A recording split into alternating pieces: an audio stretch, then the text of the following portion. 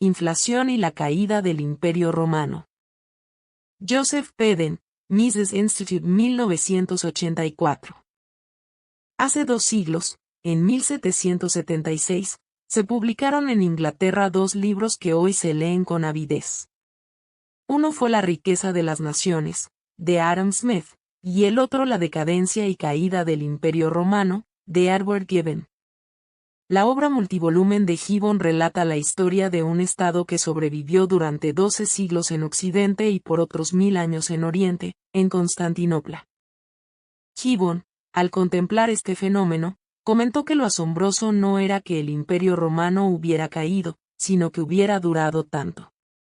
Y desde Gibbon hasta hoy, los estudiosos han dedicado mucha energía a examinar ese problema. ¿Cómo fue que el Imperio Romano duró tanto? ¿Declinó, o simplemente se transformó en otra cosa? Esa otra cosa siendo la civilización europea de la que somos herederos.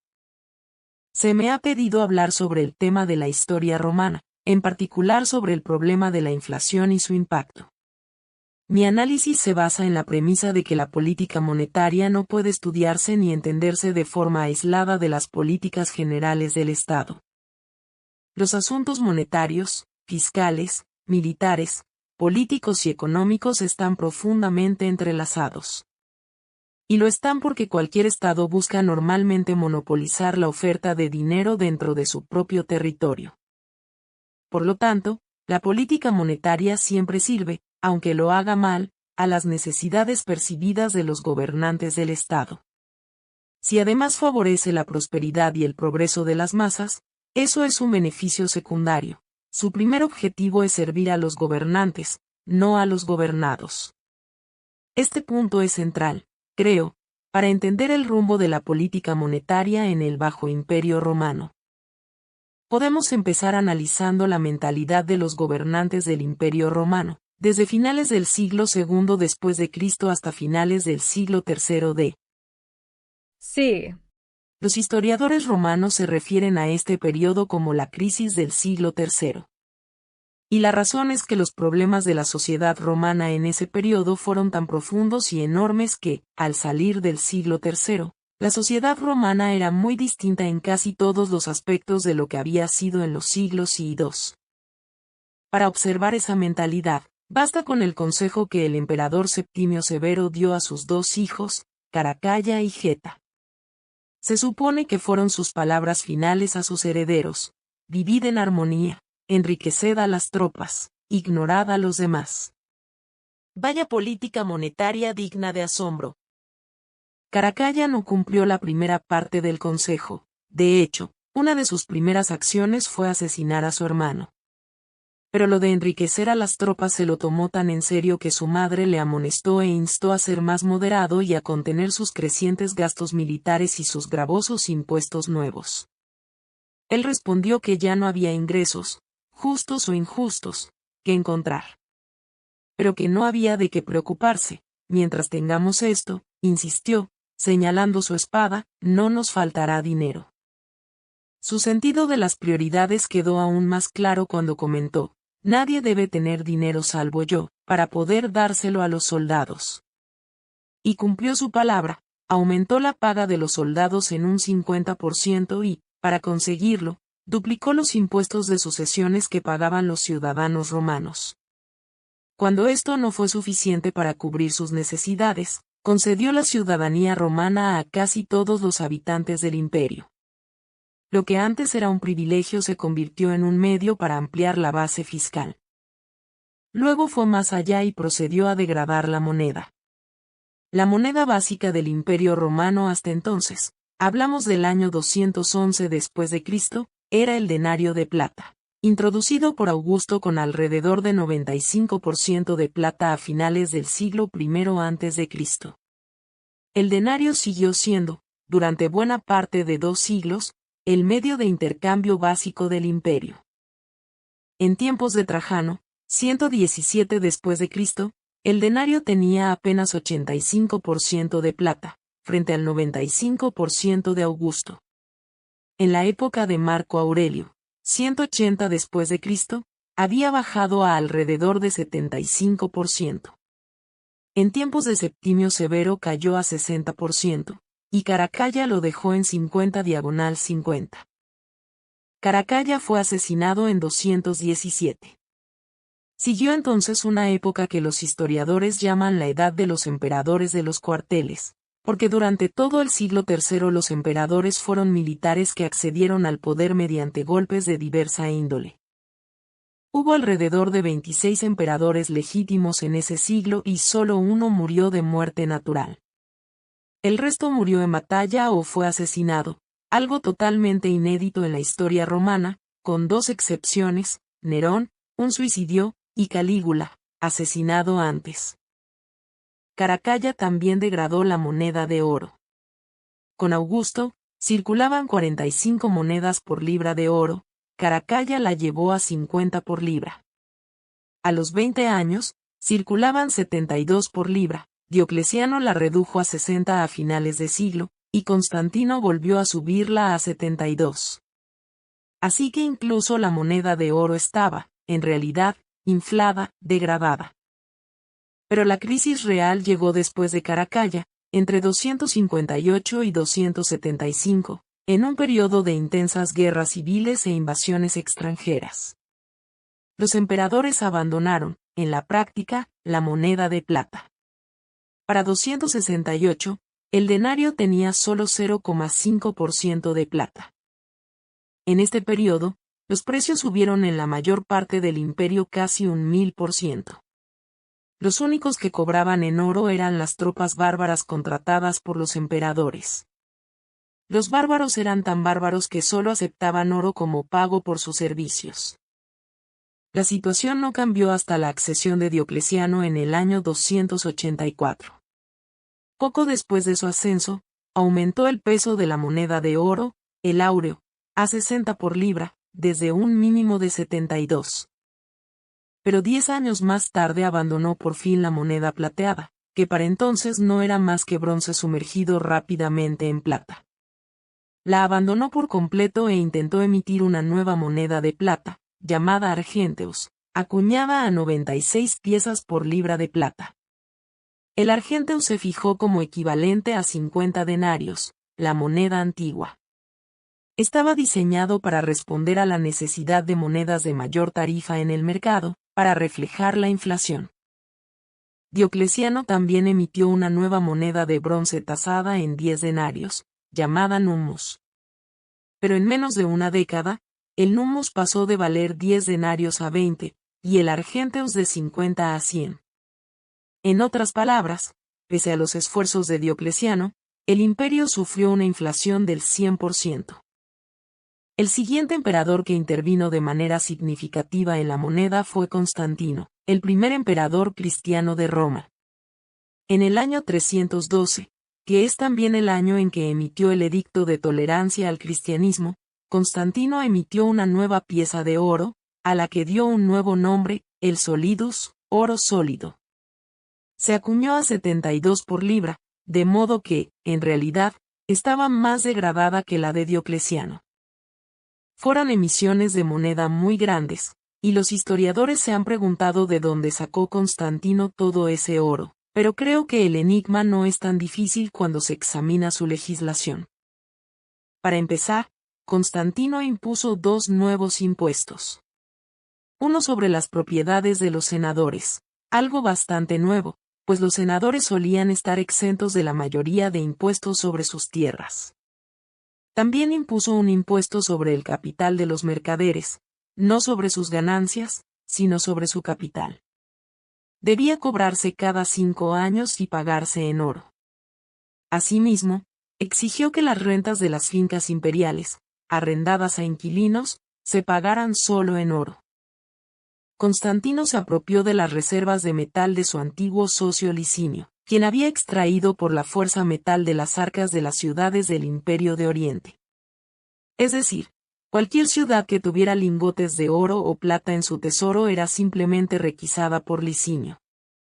Ese oro pasó ahora a manos de Constantino, que se había deshecho de Licinio en una guerra civil. También se nos dice que despojó a los templos paganos de sus tesoros. Esto lo hizo tarde en su reinado. Al principio, aparentemente todavía tenía cierto temor de enojar a los dioses de Roma.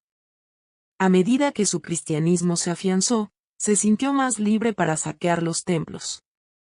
En cierto sentido, la reforma de Constantino inició la inversión del proceso. La moneda de oro fue lo suficientemente abundante como para afianzarse y circular con más libertad. Sin embargo, la moneda de plata fracasó y, lo que es peor, en ningún momento en este periodo el gobierno central intentó controlar la moneda fiduciaria, token coinage. El resultado fue que la moneda fiduciaria no solo la acuñaban las secas imperiales, sino también las secas municipales. En otras palabras, si una ciudad no podía pagar sus costes o los salarios de sus empleados, simplemente acuñaba algo de moneda fiduciaria y la emitía. Hacia finales del siglo III comienza también la aparición masiva de lo que los numismáticos llaman falsificaciones. Yo diría que hoy se llamaría dinero de crédito. La gente necesitaba moneda fraccionaria y simplemente la fabricaba. Todo esto significaba, por supuesto, que la cantidad de moneda fiduciaria en circulación estaba descontrolada y era cada vez mayor. Ahora bien, una de las cosas que sucedieron durante esta inflación del siglo III fue que el gobierno comprobó que, cuando pagaba a sus tropas con moneda fiduciaria o incluso con plata degradada, los precios subían de inmediato. Cada vez que el valor en plata del denario caía, los precios subían de forma natural. El resultado fue que el gobierno, para intentar proteger a sus funcionarios y soldados de los efectos de la inflación, empezó a exigir el pago de impuestos en especie y en servicios en lugar de en moneda. En efecto, terminó repudiando sus propias monedas, al no aceptarlas para el cobro de impuestos. Con la reforma de Constantino, esta situación cambió en parte y, poco a poco, el gobierno empezó a abandonar el cobro de impuestos y el pago de salarios en especie, sustituyéndolos por el cobro y el pago en oro. A la larga, esto significó el fortalecimiento del patrón oro. El oro siguió siendo el dinero real del Imperio Romano.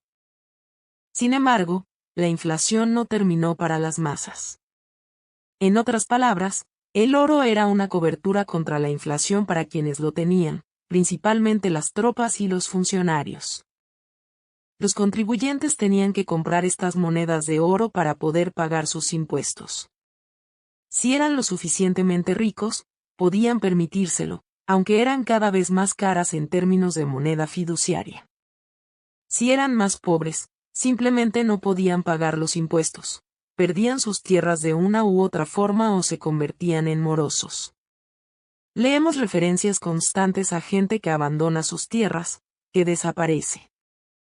Si una ciudad no podía pagar sus costes o los salarios de sus empleados, simplemente acuñaba moneda fiduciaria y la emitía.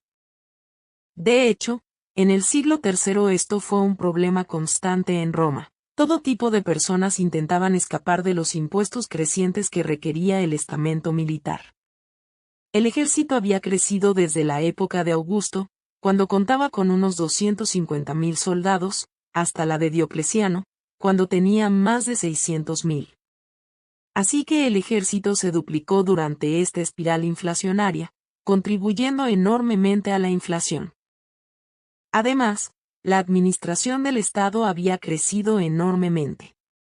Bajo Augusto, esencialmente estaba la administración imperial en Roma, un nivel secundario formado por los gobernadores de distintas provincias y, como unidades gubernamentales primarias, las ciudades. Para la época de Diocleciano, este esquema se había quebrado. No había un emperador, sino 4, lo que implicaba 4 cortes imperiales, 4 guardias pretorianas, 4 palacios, 4 equipos administrativos, etc. Bajo ellos estaban las 4 prefecturas pretorianas, unidades administrativas regionales con sus plantillas y sus presupuestos. Bajo esas 4 prefecturas había 12 diócesis, cada una con su propio personal administrativo, y así sucesivamente. Bajo los gobernantes diocesanos, los vicarios de las diócesis, estaban las provincias. En tiempos de Augusto había aproximadamente 20 provincias. 300 años después, sin un aumento sustancial de territorio, había más de 100. Los romanos habían dividido y subdividido provincias para mantener un control militar interno de las regiones. En otras palabras, el costo de policiar y administrar el Estado romano se volvió enorme. Todos estos costes, entonces, son algunas de las razones por las que se produjo la inflación. Mencionaré otras en un momento. Para dar una idea de la situación tras la reforma del oro de Constantino, mencionaré brevemente las cifras de lo que costaba, en denarios, la moneda de plata, ahora fiduciaria, comprar una libra de oro. En tiempos de Diocleciano, en el año 301, fijó el precio en 50.000 denarios por una libra de oro. 10 años después había subido a 120.000. En 324, 23 años después de estar en 50.000, era ya 300.000. En 337, año de la muerte de Constantino, una libra de oro se cambiaba por 20 millones de denarios. Y, por cierto, así como conocemos los billetes alemanes de la década de 1920 con sobrecargos mayores, la moneda romana también presenta sellos sobre sellos en el metal, indicando múltiplos de valor. En un momento dado, uno de los emperadores romanos tuvo una idea ingeniosa. En lugar de emitir monedas, ideó un método para manejar la inflación. Tomó discos de bronce, los puso en una bolsa de cuero y la llamó follis, y la gente comenzó a pasar esas bolsas de un lado a otro como valor. Supongo que fue el equivalente romano a esas baskets de papel que vemos en las fotos de Alemania en la década de 1920. Curiosamente, en unos 10 años desde que comenzó aquello, la palabra follis, que significaba esa bolsa de monedas, pasó a designar una sola de esas piezas de bronce. Una de esas piezas era ahora el follis. Ni siquiera pudieron mantener estables las bolsas, ellas también se inflaron. Ahora, algo interesante en medio de toda esta inflación debería consolarnos. Los historiadores de precios en el Imperio Romano han llegado a la conclusión de que, pese a toda esta inflación, o quizá a causa de ella, el precio del oro, en términos de poder adquisitivo, se mantuvo estable desde el siglo I hasta el siglo IV. En otras palabras, el oro conservó su valor en términos de poder de compra, mientras que el resto de la moneda se volvió cada vez más inútil. ¿Cuáles fueron las causas de esta inflación? En primer lugar, la guerra. La paga de los soldados subió de 225 denarios en tiempos de Augusto a 300 denarios en tiempos de Domiciano, unos 100 años después. Un siglo después de Domiciano, en tiempos de Septimio, Severo, pasó de 300 a 500 denarios, y en tiempos de Caracalla, unos 10 años más tarde, llegó a 750 denarios. En otras palabras, el costo del ejército también aumentaba en términos de moneda. Así, a medida que la moneda se volvía más inútil, el costo del ejército había de incrementarse. El avance de la paga de los soldados durante el resto del siglo III y en el IV no se conoce, no tenemos cifras. Una razón es que se les pagaba cada vez más mediante requisas de suministros y bienes en especie. Literalmente se les entregaba alimento, vestido, alojamiento y otros bienes en lugar de salario. Esto se aplicó también a la administración civil. Cuando un emperador romano se negó a pagar un donativo al acceder al trono, un bono que se daba a los soldados con la ascensión del emperador, fue simplemente asesinado por sus tropas. Los romanos ya tenían este problema en los días de la República. Si los soldados no cobran, lo resentían. Lo que vemos es que los donativos se otorgaban desde la época de Augusto al acceder un nuevo emperador. En el siglo III empezaron a darse cada 5 años. Para la época de Diocleciano, se daban cada año, de modo que los donativos se habían convertido, de hecho, en parte de su salario básico. El tamaño del ejército, como ya indiqué, también había aumentado, se duplicó desde Augusto hasta Diocleciano. Y el tamaño de la administración civil también creció. Todos estos hechos tensionaron los recursos fiscales del Estado más allá de su capacidad para sostenerse, y la nave del Estado se mantuvo a flote, con frecuencia, primero degradando la moneda, luego gravando con impuestos y, a menudo, sencillamente acusando a la gente de traición y confiscando sus bienes. Uno de los padres de la Iglesia, San Gregorio Nacianceno, comentó que la guerra es la madre de los impuestos. Creo que es una idea magnífica para tener presente. La guerra es la madre de los impuestos. Y también es, por supuesto, la madre de la inflación. Ahora bien, ¿cuáles fueron las consecuencias de la inflación?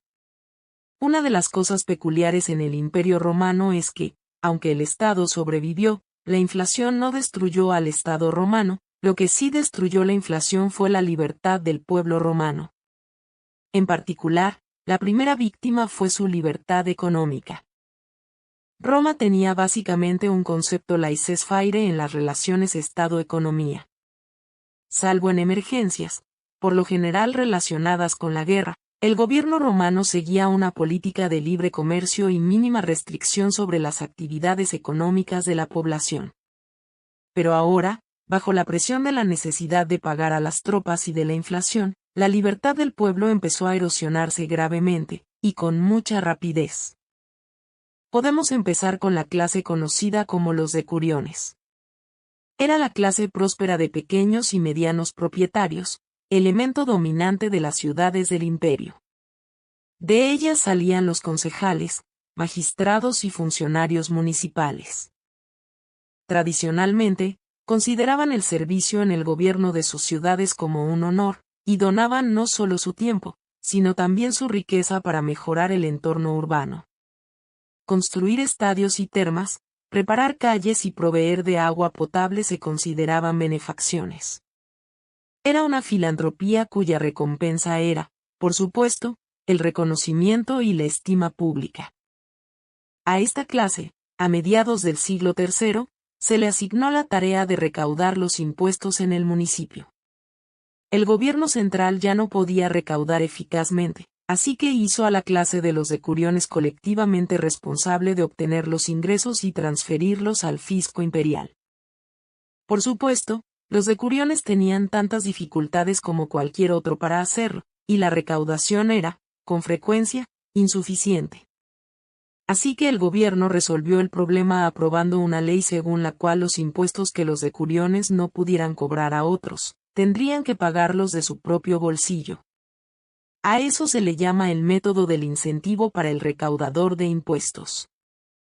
Como puedes imaginar, a medida que las crisis se agravaban y la economía se veía alterada por conflictos civiles, invasiones y los efectos de la inflación, los decuriones, paradójicamente, ya no querían ser decuriones.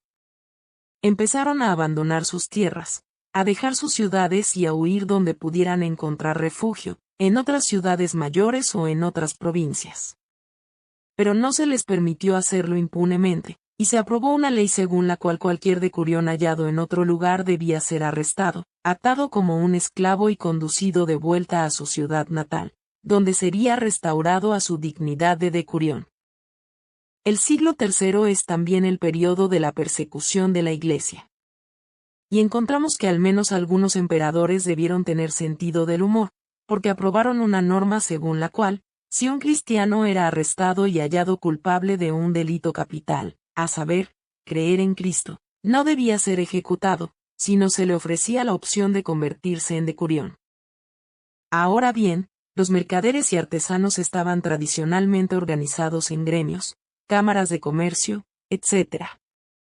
Ellos también quedaron bajo presión gubernamental, porque el gobierno no podía obtener suficientes materiales para la máquina de guerra por los canales regulares. La gente no quería toda esa moneda fiduciaria. Así que mercaderes y artesanos fueron obligados a realizar entregas de bienes. De modo que, si tenías una fábrica de prendas, ahora debías entregar al gobierno tantas prendas por requisas. Si tenías barcos, debías transportar bienes del Estado en tus barcos. En otras palabras, estamos ante una especie de nacionalización de empresas privadas, lo que supone que quienes ponen su dinero y su talento quedan ahora forzados a servir al Estado, les guste o no.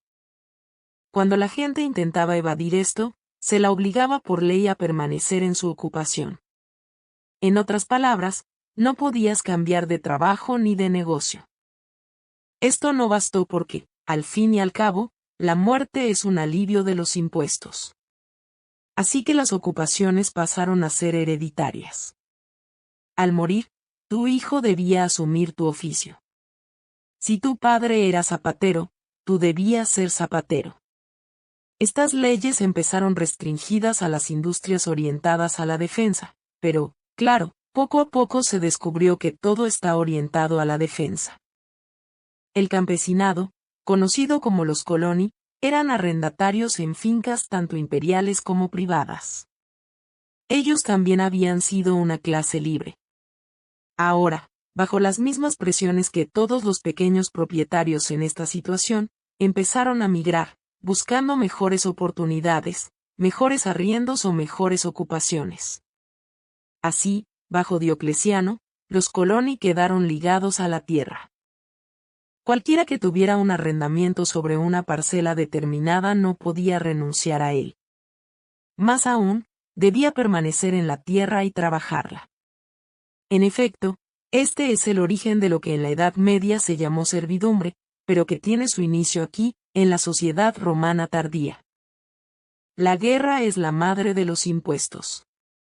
Sabemos, por ejemplo, gracias a estudios sobre Palestina, en particular en los escritos rabínicos, que, a lo largo del siglo III y principios del IV, la estructura de la propiedad de la tierra en Palestina cambió de manera muy drástica. Palestina, en el siglo II, estaba compuesta en su mayoría por pequeños propietarios campesinos con parcelas muy reducidas, quizá un promedio de 1 hectárea, unas 2,5 acres. Para el siglo IV, esos pequeños propietarios habían prácticamente desaparecido y fueron reemplazados por vastas haciendas controladas por unos pocos grandes terratenientes. Los campesinos que trabajaban las fincas eran las mismas personas, pero entretanto habían perdido sus tierras a manos de esos grandes propietarios. En otras palabras, la tenencia de la tierra se convirtió en una especie de agroindustria a gran escala. En el transcurso de este proceso, la población de Palestina, aún principalmente judía, también cambió, ya que la propiedad de la tierra pasó de judíos a gentiles. La razón de ello, sin duda, fue que las únicas personas con grandes cantidades de efectivo para comprarles las tierras a esos pequeños propietarios en apuros eran, por supuesto, los funcionarios del gobierno. Y sabemos que a estos se les llamaba potentates, los poderosos. En efecto, se produjo un cambio en la distribución de la riqueza en Palestina, y, obviamente, otras pruebas indican que cosas similares ocurrían en otros lugares.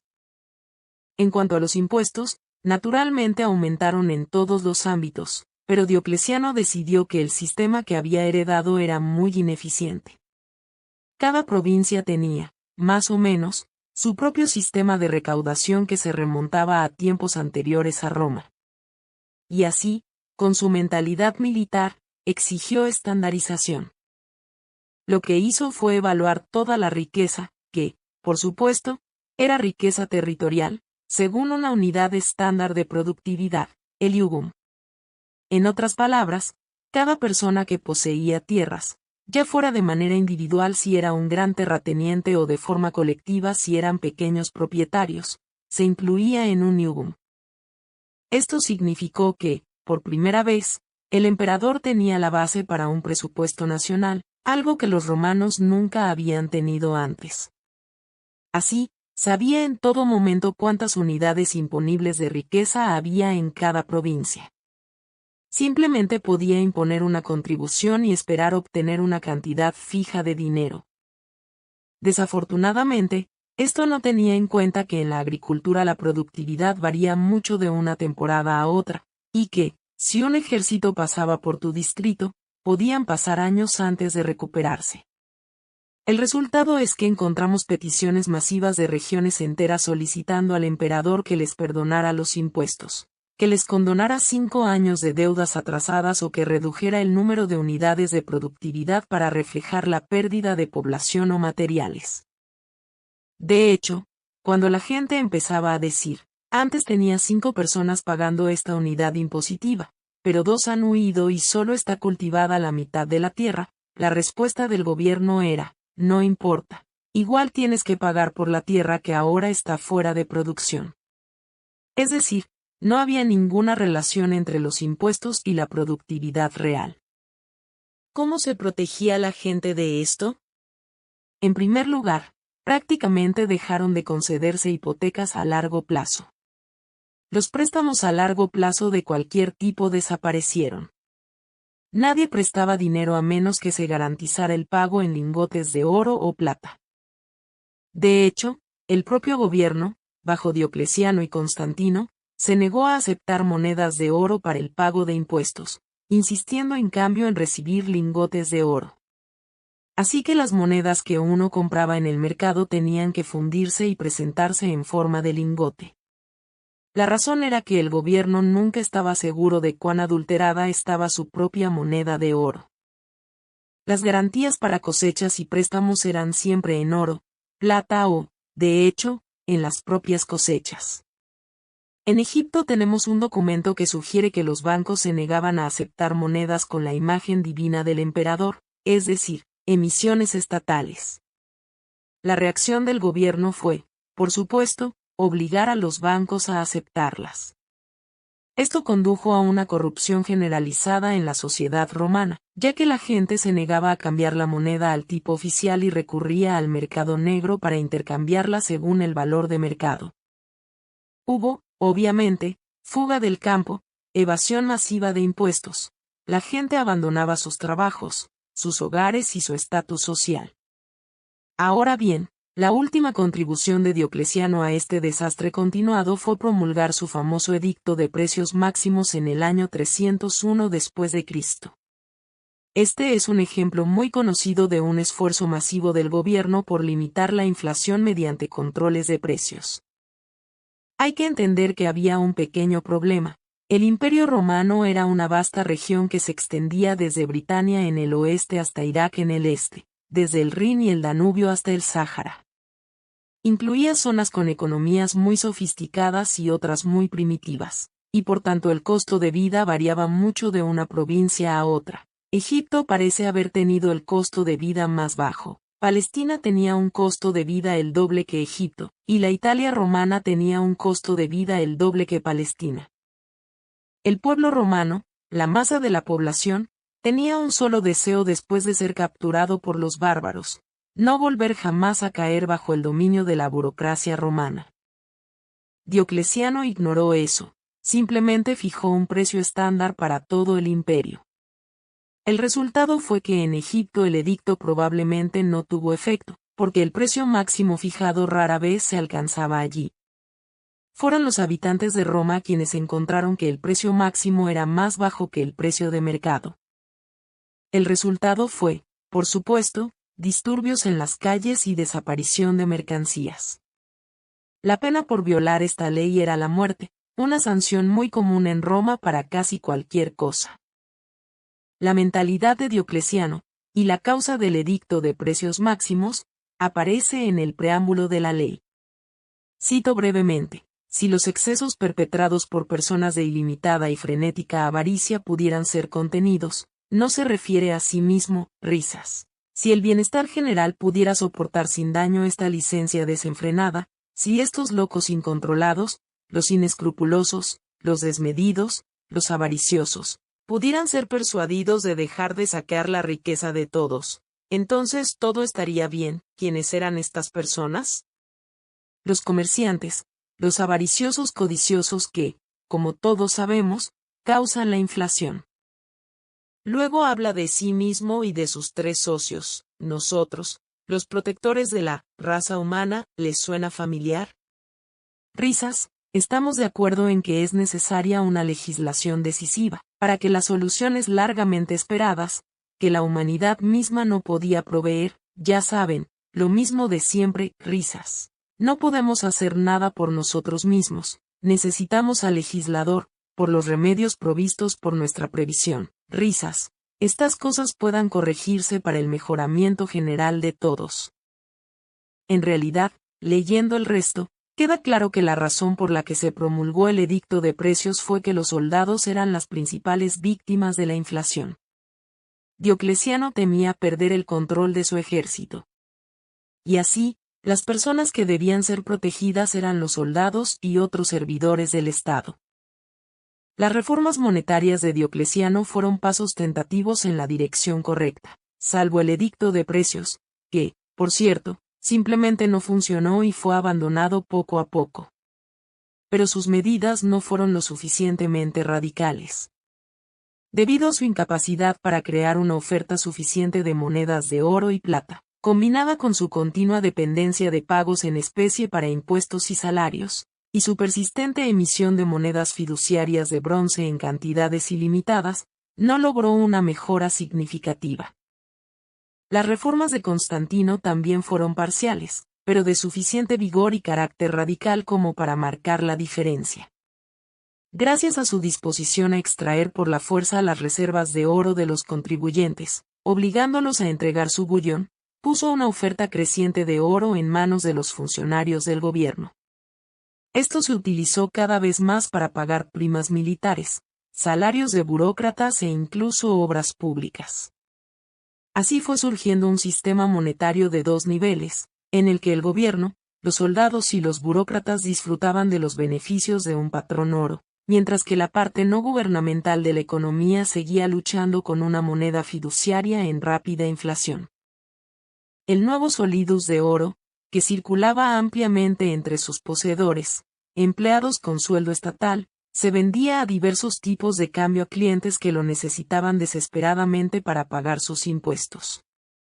Así, el Estado encontró una forma de protegerse a sí mismo y a sus servidores de los efectos nocivos de su propio ciclo inflacionario anterior, mientras se retiraba poco a poco del engorroso y costoso sistema de aceptar impuestos y pagar salarios en especie.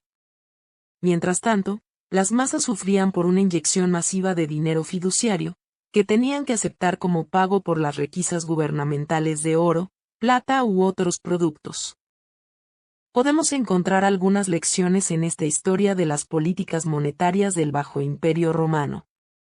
La primera es que, si la guerra es la salud del Estado, como dijo Benda of Boan, es veneno para una moneda estable y sólida. La crisis monetaria romana, por tanto, estuvo estrechamente vinculada al problema militar. Otra lección es que los problemas se vuelven solucionables cuando un gobernante decide que algo puede y debe hacerse. Diocleciano y Constantino estaban claramente dispuestos a actuar para proteger sus propios intereses de clase dirigente, el ejército y la administración civil.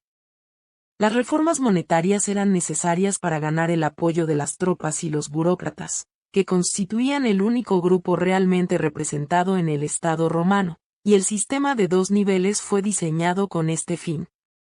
Proporcionó un patrón monetario estable para el grupo gobernante, que no dudó en asegurarlo a expensas de la masa de la población.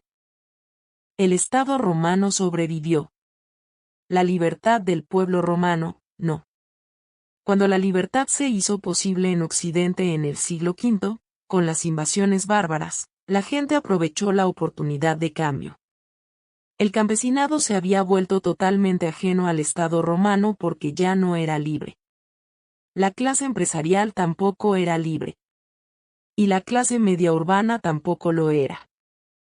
La economía de Occidente quizá estaba más debilitada fatalmente que la de Oriente. El sacerdote cristiano del siglo V Salviano de Marsella escribió una explicación de por qué el Estado romano se derrumbaba en Occidente. Escribía desde la Galia, Francia. Salviano dice que el Estado romano se derrumba porque merece derrumbarse, porque había negado el primer principio de un buen gobierno, que es la justicia hacia el pueblo. Por justicia entendía un sistema fiscal justo. Salviano nos dice, y no creo que exagere, que una de las razones por las que el Estado romano colapsó en el siglo V fue que el pueblo romano, la masa de la población, tenía un solo deseo tras ser capturado por los bárbaros, no volver jamás a caer bajo el dominio de la burocracia romana. En otras palabras, el Estado romano era el enemigo, los bárbaros eran los liberadores. Y esto, sin duda, se debía a la inflación del siglo III. Mientras el Estado había resuelto el problema monetario para sus propios beneficiarios, no lo había hecho para las masas. Roma siguió utilizando un sistema fiscal opresivo para llenar las arcas de los burócratas y soldados gobernantes.